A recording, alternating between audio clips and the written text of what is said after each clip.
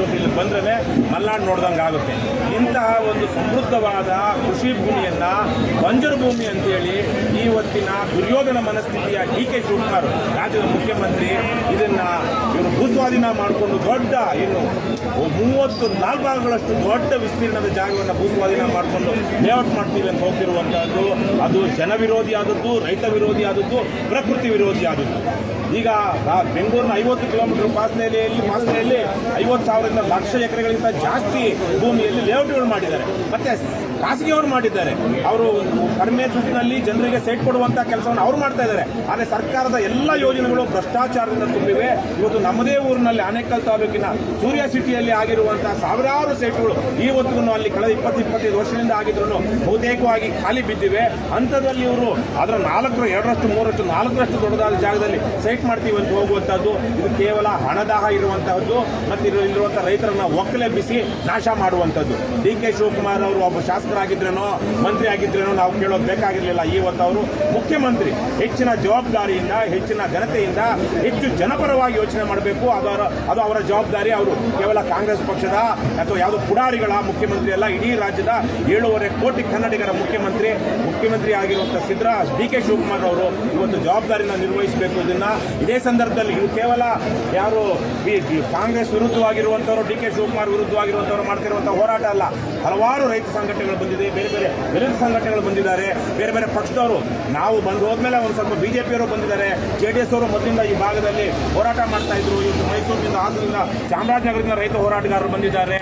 ಹೀಗೆ 10 ಸಂಘಟನೆಗಳು ಜನರು ಮಾತಾಡ್ತಿದ್ದಾರೆ. ಸ್ವತಃ ಡಿ.ಕೆ. ಹರಿಪ್ರಸಾದ್ ಕಾಂಗ್ರೆಸ್ಸಿನ ಇವತ್ತಿನ ರಾಜ್ಯ ಘಟಕದ ಅಧ್ಯಕ್ಷ ಅವರೇ ಹೇಳಿದ್ದಾರೆ, KPCC ಅಧ್ಯಕ್ಷ, ರೈತರ ವಿರೋಧ ಇದ್ರೆ ನಾವು ಇದನ್ನು ಮಾಡೋದಿಲ್ಲ ಅಂತ. ಇದು ದಯವಿಟ್ಟು ಇದು ರೈತರ ವಿರೋಧ ಅಷ್ಟೇ ಅಲ್ಲ, ಇದು ಜನವಿರೋಧಿ ಆದದ್ದು, ಪ್ರಕೃತಿ ವಿರೋಧಿ ಆದದ್ದು. ಸುಮಾರು 3 ಲಕ್ಷಕ್ಕಿಂತ ಹೆಚ್ಚಿನ ತೆಂಗಿನ ಮರಗಳಿದೆ, ಅಡಿಕೆ ಮರಗಳಿವೆ, 16,000 ಸಂಖ್ಯೆಯಲ್ಲಿ ಮಾವಿನ ಮರಗಳಿವೆ. ಎಲ್ಲೋ ಖಾಲಿ ಇರುವಂಥ ಜಾಗ ಒಂದು 2%, 3% ಸಹ ಇಲ್ಲ. ಇನ್ನೂ ಇವರಿಗೆ ನಿಜವಾಗ್ಲೂ ಟರ್ಷರಿ ಟ್ರೀಟ್ಮೆಂಟ್ ಮಾಡಿ 3 ಹಂತದ ನೀರಿನ ಶುದ್ಧೀಕರಣ ಮಾಡಿ ಅದು ಸುವರ್ಣಾವತಿ ಮತ್ತು ವೃಷಭಾವತಿ ನದಿಯಲ್ಲಿ ನೀರನ್ನು ಹರಿಸಿದ್ರೆ ಇನ್ನೂ ಬಹಳ ದೊಡ್ಡ ಮಟ್ಟದಲ್ಲಿ ಮುಂದಕ್ಕೂ ಸಹ ಇದು ಹೆಚ್ಚಿನ ನೀರಾವರಿ ಆಗುತ್ತೆ. ಅಂತಹ ಒಂದು ಜನೋಪಕಾರಿ ಕೆಲಸವನ್ನು ಮಾಡಬೇಕು ಹೊರತು ಡಿ.ಕೆ. ಶಿವಕುಮಾರ್ ಅವರು ಹಠ ಹಿಡಿಬಾರ್ದು. ಯಾವುದೋ ಕಾರಣಕ್ಕಾಗಿ ಅವರು ಉಪಮುಖ್ಯಮಂತ್ರಿ ಆಗಿದ್ದಾಗಲೋ ಇನ್ನೊಂದು ಆಗಿದ್ದಾಗಲೋ ಅಥವಾ ಸ್ವತಃ ಕುಮಾರಸ್ವಾಮಿ ಅವರೇ ಇದನ್ನು ಯೋಜನೆಯನ್ನು ಚಾಲೂ ಮಾಡಿದ್ರು ಇವತ್ತು ಜನವಿರೋಧ ಇರೋದ್ರಿಂದಾಗಿ ಇದನ್ನು ನಿಲ್ಲಿಸಬೇಕು. ಇದು ನಾನು ಆಗಲೇ ಹೇಳಿದಾಗ ಪ್ರಕೃತಿ ವಿರೋಧಿ ಆದದ್ದು.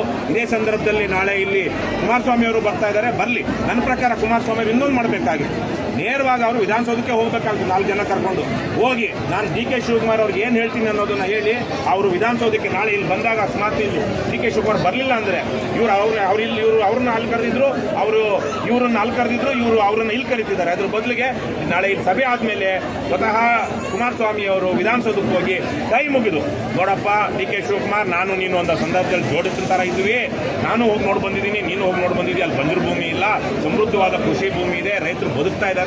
ಹಾಗಾಗಿ ಇದು ಒಳ್ಳೆಯ ಯೋಜನೆ ಅಲ್ಲ, ನನ್ನ ಕೈ ಮುಗಿತೀನಿ, ಇದು ಒಳ್ಳೆಯ ಯೋಜನೆ ಅಲ್ಲ, ಕೈ ಬಿಟ್ಬಿಡು ಇದನ್ನ ಅಂತ ಅಷ್ಟು ಮಾತು ಹೇಳಿ, ಅಷ್ಟೇ ಹೇಳಿ ಬಂದು ಜನಕ್ಕೆ ತಾನು ಡಿ.ಕೆ. ಶಿವಕುಮಾರ್ ಹತ್ರ ಏನು ಹೇಳಿದೆ ಅಂತ ಹೇಳಿದ್ರೆ ಸಾಕು, ಈ ಕುಮಾರಸ್ವಾಮಿ ಅವರ ಹವಾನೇ ಬೇರೆ ಆಗ್ಬಿಡುತ್ತೆ. ಡಿ.ಕೆ. ಶಿವಕುಮಾರ್ ಅವರಿಗೆ ನೈತಿಕ ಒತ್ತಡ ಹೇರಬೇಕು ಇವತ್ತು ಈ ಸಂದರ್ಭದಲ್ಲಿ. ಅದು ಬಿಟ್ಟು ರಾಜಕೀಯವಾಗಿ ನಮ್ಮ ಜಮೀನಿದೆ ನಿಮ್ಮ ಜಮೀನಿದೆ ಅನ್ನೋದ್ರಿಂದ ಏನು ಅಂತ ದೊಡ್ಡ ಉಪಯೋಗ ಇಲ್ಲ.